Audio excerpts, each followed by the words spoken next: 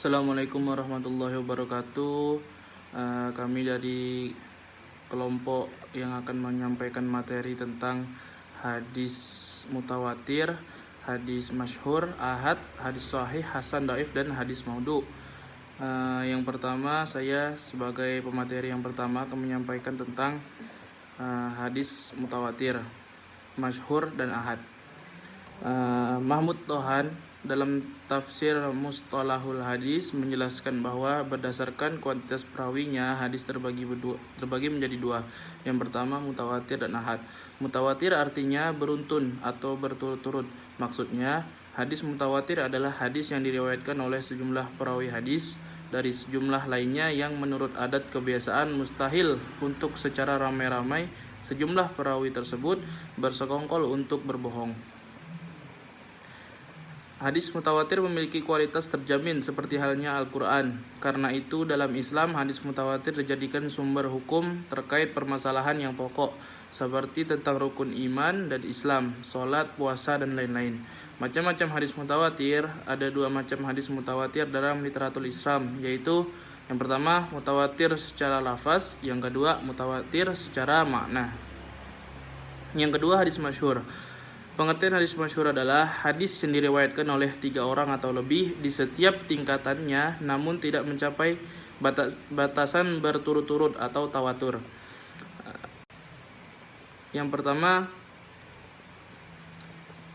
terus kemudian hadis masyhur beserta contohnya.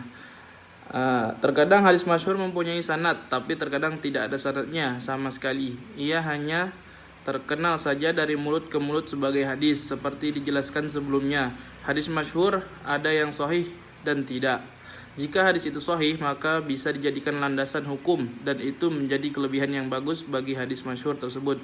Selain itu, suatu hadis ada yang masyhur di antara satu kalangan, tapi tidak di kalangan lain. Berdasarkan ini, Mahmud Tohan menyebutkan terdapat beberapa macam hadis masyhur. Kemudian hadis ahad. Pengertian hadis ahad. Hadis ahad adalah hadis yang jumlah rawinya tidak sampai pada jumlah mutawatir, tidak memenuhi syarat mutawatir, dan tidak pula sampai pada derajat mutawatir. Hal ini dinyatakan dalam kaidah ilmu hadis berikut ini. Hadis yang tidak mencapai derajat mutawatir. Adapun yang dimaksud hadis ahad menurut istilah banyak ulama adalah antara lain sebagai berikut. Hadis yang tidak sampai jumlah rawinya kepada jumlah hadis mutawatir, baik rawinya itu seorang, 2, 3, 4, 5 atau seterusnya, dari bilangan-bilangan yang tidak memberi pengertian bahwa hadis itu dengan bilangan tersebut masuk ke dalam hadis mutawatir. Jumhur ulama sepakat bahwa beramal dengan hadis ahad yang telah memenuhi ketentuan makbul hukumnya wajib. Abu Hanifah, Imam Syafi'i, dan Imam Ahmad memakai hadis ahad syarat-syarat periwayatan yang sahih terpenuhi. Hanya saja Abu Hanifah menetapkan syarat siqah dan adil bagi perawinya, dan amaliyahnya tidak menyalahi hadis yang diriwayatkan. Adapun Imam Malik menetapkan persyaratan bahwa perawi hadis ahad tidak menyalahi amalan ahli Madinah. Imam Syafi'i memberikan penjelasan tentang riwayat yang dapat dijadikan hujjah, yaitu yang pertama, apabila diriwayatkan oleh para rawi yang dapat dipercaya atau pengalaman agamanya itu kuat. Yang kedua, rangkaian riwayatnya bersambung kepada Nabi Muhammad SAW. Selanjutnya, pembagian hadis sahih. Para ahli hadis membagikan hadis sahih kepada dua bagian. Yang pertama, ada hadis sahih lidati. Hadis ini dinamakan hadis lidati karena hadis tersebut sudah memenuhi syarat-syarat hadis sahih yang telah ditentukan. Sedangkan hadis lighairi adalah hadis kebalikan dari hadis lidati, di mana hadis lighairi ini belum sepenuhnya memenuhi persyaratan dari hadis sahih. Adapun syarat dari hadis sahih, yang pertama, sanadnya itu bersambung. Yang kedua, periwayatannya itu bersifat dabit. Juga periwayatannya itu bersifat adil, tidak janggal atau syadz, terhindar dari illat atau cacat. Dalam hadis sahih juga ada tingkatan. Yang pertama yaitu ada hadis Aso al-Sanid.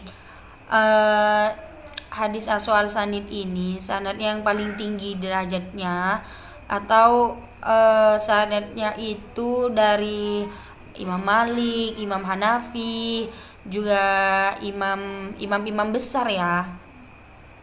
Dari itu hadis Aso al-Sanid ini dinamakan hadis yang paling kuat atau yang paling tinggi karena sanadnya itu memang dari ulama-ulama besar. Kedua ada hadis Ahsan al-Sanid, yaitu rangkaian sanad hadis yang tingkatannya di bawah tingkatan pertama. Jadi ini tingkatan yang kedua. Seperti contoh sanad dari Hamad bin Salama, dari Sabit dan juga dari Anas. Itu tingkatan nomor 2. Adapun tingkatan nomor 3 yaitu ad'af al-asanid, yaitu rangkaian sanad yang tingkatannya di bawah tingkatan kedua, seperti sanad dari Suhail dan juga dari ayahnya dari Abu Hurairah. Selanjutnya saya akan menjelaskan tentang hadis hasan. Hadis hasan ini dinamakan hadis yang indah atau hadis yang jamal karena hadis hasan ini mempunyai kecondongan untuk mempunyai isi itu yang disenangi oleh para pembacanya gitu. Jadi hadis hasan itu dinamakan hadis yang indah. Selanjutnya macam-macam hadis hasan. Yang pertama ada hadis hasan li dzati. Hadis hasan li dzati ini adalah hadis yang telah memenuhi syarat. Yang kedua yaitu hadis li ghairi. Hadis li ghairi ini kebalikan dari hadis li dzati, yaitu hadis yang belum memenuhi syarat. Adapun beberapa syarat dari hadis hasan yaitu perawinya itu orang yang hafal, tetapi tingkat kehafalannya itu tidak melebihi dari hadis sahih dan juga tidak bertentangan dengan hadis atau rawi yang tingkat dipercayanya lebih tinggi atau Al-Quran. Selanjutnya hadis dhaif atau hadis yang lemah. Mengapa hadis dhaif ini dikatakan hadis yang lemah? Karena para ulama memiliki dugaan kecil bahwa hadis tersebut tidak berasal dari Nabi Muhammad, dan juga dugaan kuat mereka hadis tersebut tidak berasal dari para ulama. Adapun macam-macam hadis dhaif. Yang pertama yaitu hadis dhaif karena gugurnya rawi, yaitu ada hadis mursal. Hadis mursal ini secara bahasa berarti hadis yang terlepas, atau pendapat ulama ialah hadis yang dalam sanadnya tidak menyebutkan sanad Nabi Muhammad. Kedua ada hadis mungkoti. Hadis mungkoti ini secara bahasa atau etimologi ialah hadis yang terputus. Para ulama berpendapat untuk hadis mungkoti ini bahwasannya hadis yang gugur satu atau dua orang rawinya tanpa beriringan menjelang akhir sanadnya. Yang ketiga ada hadis mu'dal. Hadis mu'dal ini hadis yang sulit dipahami. Yang keempat hadis mu'allaq. Hadis mu'allaq ini yang berarti hadis yang tergantung. Jadi hadis ini hadis yang gugur satu rawi atau lebih dari awal sanad, atau bisa juga bila rawinya digugurkan atau tidak disebutkan. Mungkin cukup sekian presentasi dari kelompok kami. Apabila ada kesalahan kata maupun sifat, kami mohon maaf. Semoga bermanfaat. Wallahul muwaffiq ila aqwamit thoriq. Assalamualaikum warahmatullahi wabarakatuh.